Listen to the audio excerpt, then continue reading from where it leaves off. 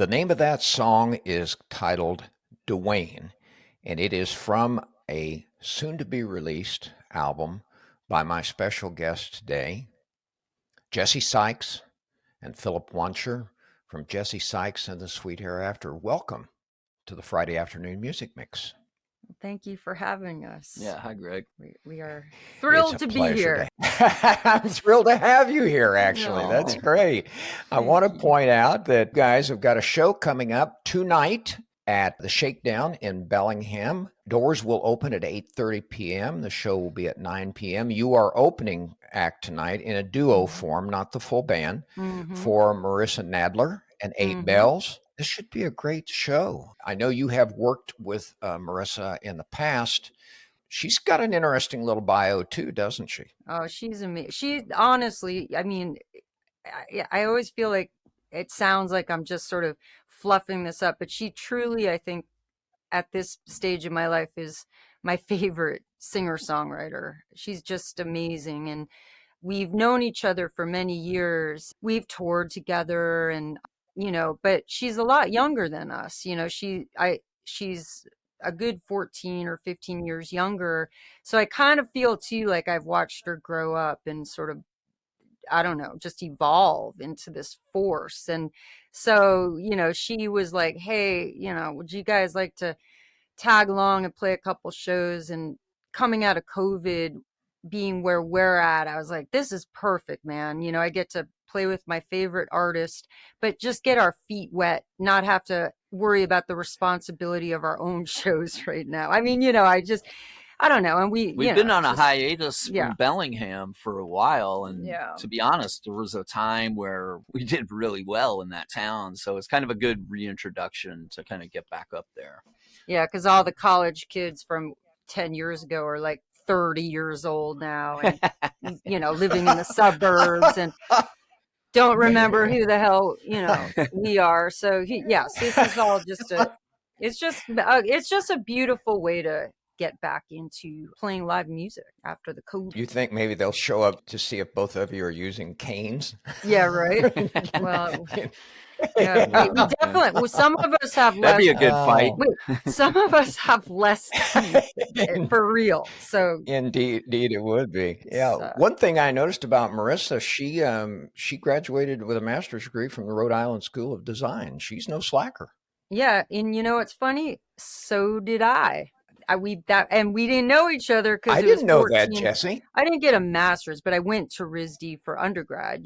Got my BFA there. Did you really? Congratulations. Yeah. Oh well, no. Well, I just think it's so cool that she went there and I don't know, just that again. I don't know how to explain it. The vapor trails of how our friendship and sisterhood is sort of. Well, I'm a dropout, so. Hey, no slouch over here either. Yeah, true. Yeah. I dropped out to get a degree in Geffen records. That's what I tell everybody now. Jesse and Philip, I know that you've gotten a lot of good press over the years. I like the idea that your work, I found it very much, and I hope you take this for the way that I mean it, is that I found this as a wonderful flashback to me. I mean, I'm a lot older than both of you. When I saw that described that someone had termed it as spectral folk rock, I loved that. I thought it was really great, a description of your music, because it does have a lot of overtones of the 60s, 70s, and 80s all through it, plus Americana, plus folk. I mean, you really kind of cross genres with your music, and just some rip-roaring great guitar work by Philip. Yeah, Phil is my secret weapon, which is why, I sort of have declined. I can't. I think that's why the band sort of, even though we've been on this sort of hiatus, I'm so particular and I can't imagine. I mean, it's a hard thing. I just can't imagine playing with anyone else. I don't want to, and he's sort of, yeah. I mean, I know he's sitting right here, but if I can brag about him so he doesn't have to, I just love his vision, Well, I think that one thing that we share musically is we kind of like any genre of music to get influenced, that it it's definitely a good palette to to work from. We're just pretty open to any kind of music as long as it's good. And your work is good. The last album is I just love it, called Marble Sun. Let's do a song from that, shall we? So that Sure. our listeners can hear that. This is one that's from the 2011 album, and this is called "Come to Married."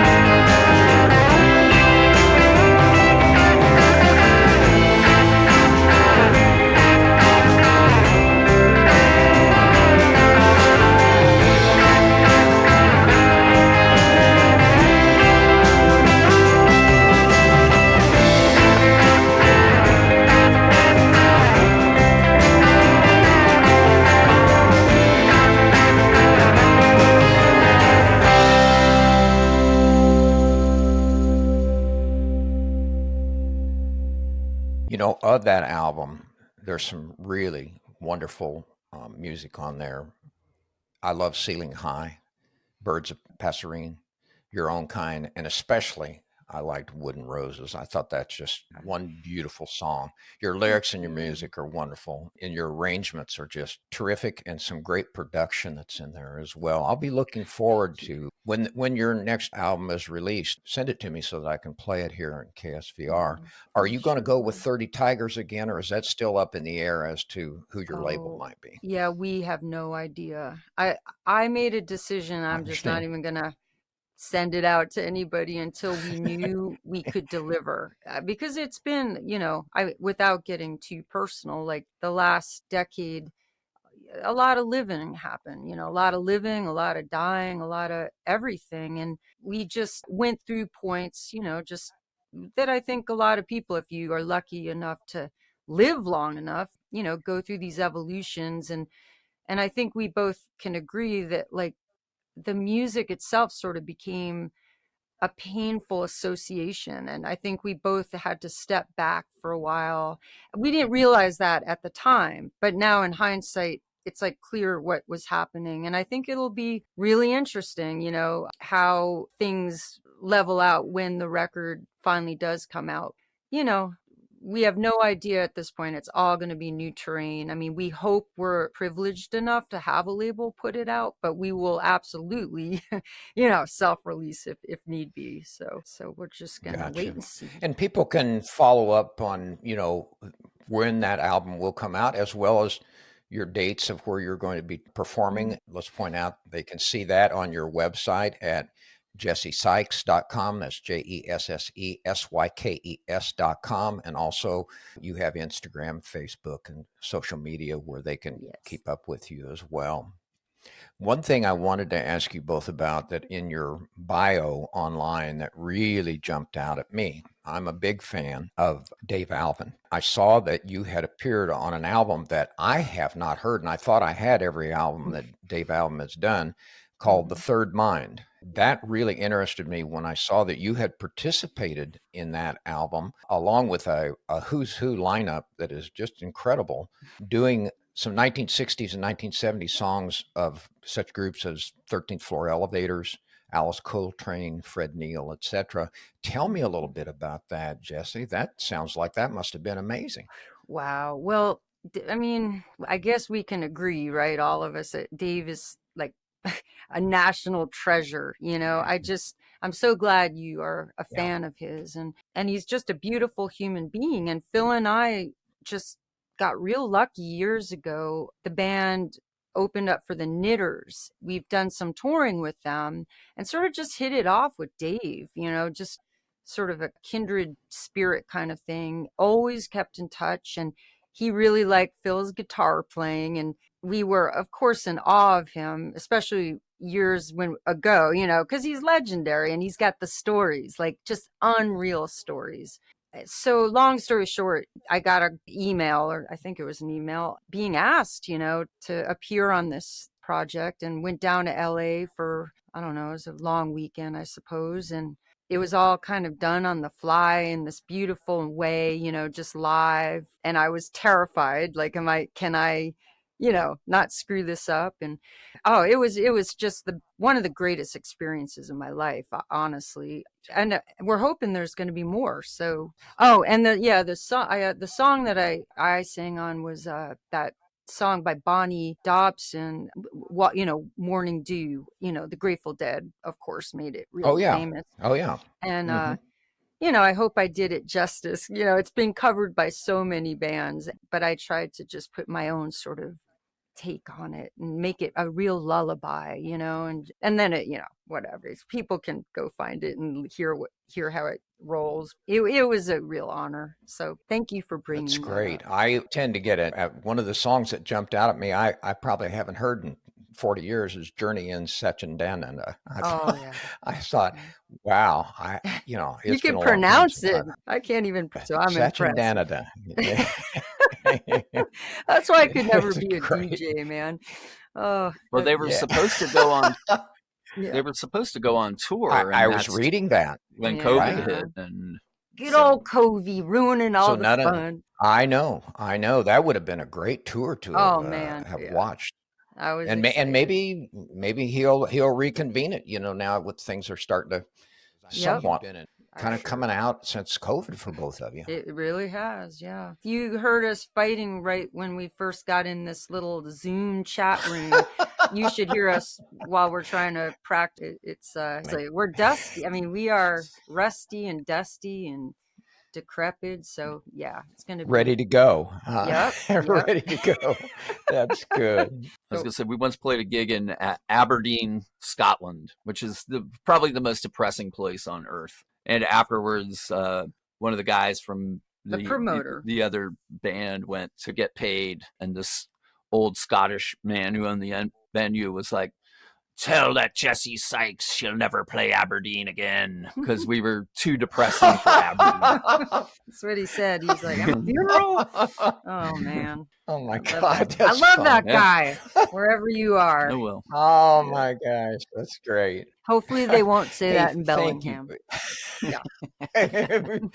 Or Aberdeen, Washington, even. Yeah. Yeah, there you go. There you go. That's the second most depressing place that you've ever been. They were like, Kurt Cobain was like a pop star compared to these people. Yeah, right. That's incredible. I'm gonna get a shirt. I'm from gosh. No, it's perfect. You guys are wonderful. You're a hoot. You really are, both of you. It's great. Oh, I just wish you the very best. I want to point out that my special guests are going to be at the Shakedown tonight. Be sure and check out that show. Doors opening at 8:30 p.m. The show starts at 9 o'clock. They'll be opening for Marissa Nadler and 8 Bells. A new album is in the works, but no release date as of yet. How about if we go out the door from this interview with a song that is from your last album from 2011 called Marble Sun, and that's Pleasuring the Divine. Thank you both so very much for joining me here today on the Friday Afternoon Music Mix. It's been a pleasure to have you. Oh, thank you so much, Thanks for having guys. us. Thank you.